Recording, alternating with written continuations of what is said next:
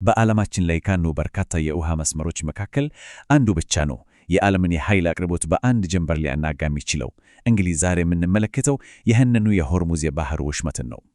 ለምንድን ነው ይህን ያህል ወሳኝ የሆነው? ያለፈው ታሪኩስ የዛሬውን ሁኔታ እንዴት ቀረጸው? እስቲ እንይ። $1.2 ቢሊዮን። ይህ ቁጥር በ2308 ብቻ በየቀኑ በሆርሙዝ የባህር ወሽመጥ በኩል ያልፍ የነበረውን የነዳጅ ዋጋ ነው የሚያሳየው። ይህንን በሌላ አገላለጽ ስናየው በሰዓቱ ወደ $50 ሚሊዮን የሚጠጋ ዋጋ ያለው ነዳጅ በዚህ ጠባብ መተላለፊያ ውስጥ ያልፋል ማለት ነው። በጣም የሚገርም ነው። እና ይሄ ሁሉ የኢኮኖሚ እንቅስቃሴ፣ ይሄ ሁሉ ገንዘብ በአንድ ነጠላ በጣም በቀላሉ ልትዘጋ በምትችል መተላለፊያ ላይ ነው ተገኛ የሆነው። ይኸውም የዓለም ማነቆ በሚል ስም የሚታወቀው የሆርሙዝ የባህር ወሽመጥ ነው። ይሄ ሁኔታ አካባቢውን ከፍተኛ የፖለቲካ ትኩረት እንዲስብ አድርጎታል። እሺ፣ ታዲያ ይህ የውሃ መስመር ለምንድን ነው ይህን ያህል ወሳኝ የሆነው? በመጀመሪያው ክፍላችን እስቲ ከቁጥሮቹ ጀርባ ያለውን አስገራሚ የኢኮኖሚ ኃይልን መርመር። እስቲ አስቡት፣ ከዓለም የባህር ላይ የነዳጅ ንግድ 1/4ኛው፣ እንዲሁም ከፈሳሽ የተፈጥሮ ጋዝ ንግድ 1/5ኛው በዚች ትንሽ መተላለፊያ ላይ ጥገኛ ነው። ይሄ ማለት እኮ እዚህ ጋር ትንሽ ነገር ብትፈጠር የዓለም የኃይል ዋጋ ላይ የሚያሳድረው ተጽዕኖ በቀላሉ የሚገመት አይደለም። እና ወሳኙ ነጥብ ይሄ ነው። ጂኦፖለቲካዊ ማነቆ የሚባሉት እንደ ሆርሙዝ ያሉ ቦታዎች ናቸው።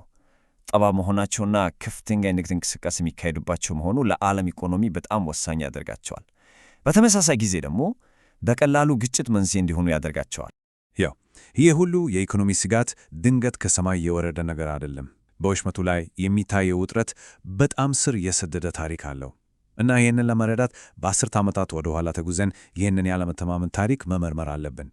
አዎ፣ ውጥረቱ የዛሬ ጉዳይ ብቻ አይደለም። ነገር ግን የችግሩን እውነተኛ ስር መሠረት ለመረዳት ከቅርብ ጊዜዎቹ ግጭቶች ትንሽ ራቅ ብለን መመልከት ይኖርብናል። እሺ፣ ታዲያ ይህ ያለመተማመን ስሜት ምን ያህል ጥልቅ ነው? ይህ ጥያቄ ደግሞ በቀጥታ ወደ አንድ በጣም ወሳኝ ታሪካዊ ክስተት ይወስደናል። በአሜሪካና በኢራን መካከል ያለውን ጥርጣሬ እንደዚህ ክስተት የገለጹ የለም ማለት ይቻላል። የኢራን ኮንትራ ጉዳይ ብዙዎች ሰምቶት ይሆናል። ይሄ ክስተት በሁለቱ ሀገራት መካከል ያለው ያለመተማመን ስሜት ምን ያህል ስር የሰደደ እንደሆነ ቁልጭ አድርጎ የሚያሳይ ቁልፍ ምሳሌ ነው። በወቅቱ የአሜሪካ መንግሥት ለሕዝቡም ሆነ ለዓለም ያስታወቀው ፖሊሲ በጣም ግልጽ ነበር። ነገር ግን ከመጋረጃ ጀርባ ሲካሄድ የነበረው ድርጊት ከዚህ ፈጽሞ የተለየ ነበር። እንግዲህ የተፈጠረው ነገር በጣም ውስብስብ ቢመስልም በአራት ቀላል ደረጃዎች ማየት እንችላለን። አንደኛ፣ አሜሪካ በድብቅ ለኢራን የጦር መሳሪያዎችን ሸጠች።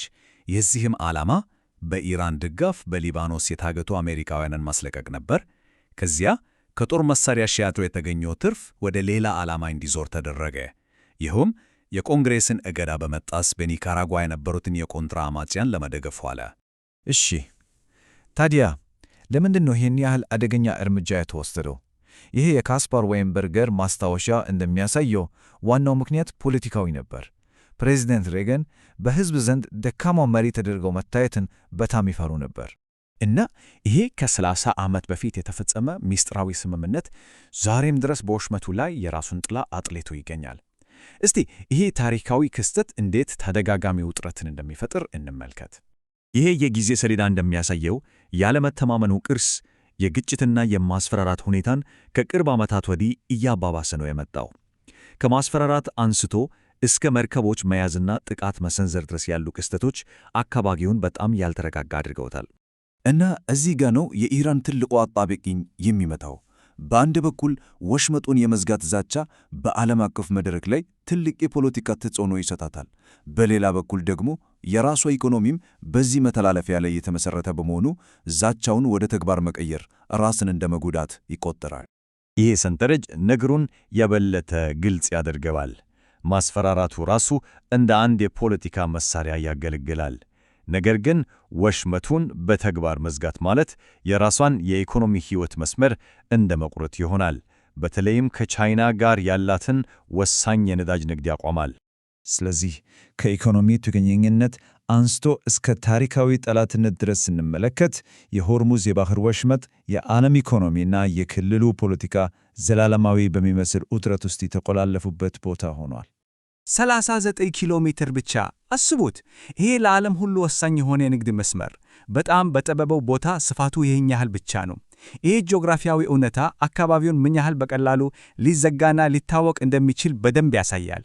እናም በመጨረሻ የወሽመጡ ጂኦግራፊያዊ አቀማመጥ ከዛ ሁሉ የታሪክ ያለመተማመን ጋር ሲደመር ውጥረቱ እንዲቀጥል የሚያደርግ ማይቀር እውነታ ይፈጥራል። እናም ጥያቄው ይሄ ነው። ዓለማችን በዚህ መልኩ በነዳጅ ላይ ጥገኛ እስከሆነች ድረስ እንደ ሆርሙዝ ባሉ ቦታዎች ላይ የሚታየው ይሄ የግጭት አዙሪት መቼም ቢሆን ሊቆም ይችላል?